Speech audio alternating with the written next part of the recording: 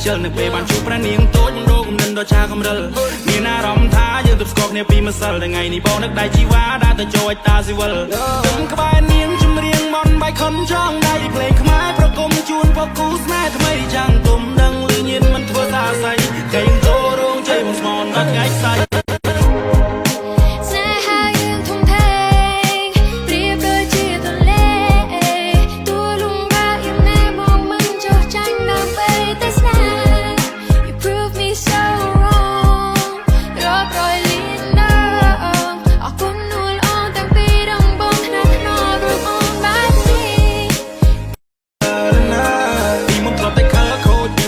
ខ្ជិលនៅពេលបានជួបប្រានាងតូចរោគកំណិនដ៏ឆាកំរិលមានអារម្មណ៍ថាយើងទប់ស្គាល់គ្នាពីម្សិលថ្ងៃនេះបងនឹកដៃជីវ៉ាដើរទៅចូលតាស៊ីវិល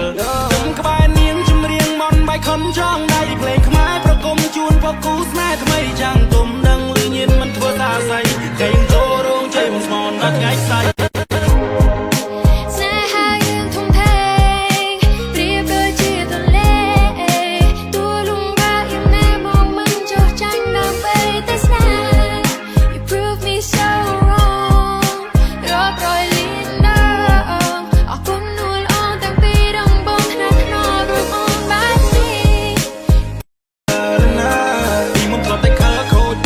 ខ្ជិលនៅពេលបានជួបប្រានាងតូចរោគកំណិនដ៏ឆាកំរិលមានអារម្មណ៍ថាយើងទប់ស្គាល់គ្នាពីម្សិលថ្ងៃនេះបងនឹកដៃជីវ៉ាដើរទៅចូលតាស៊ីវិល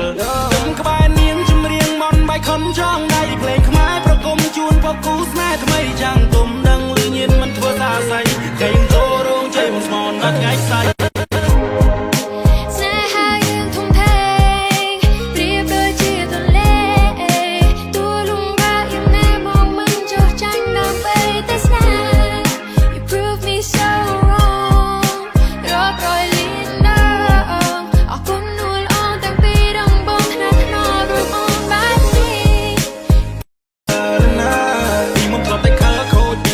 ខ្ជិលនៅពេលបានជួបប្រានាងតូចរោគកំណិនដ៏ឆាកំរិល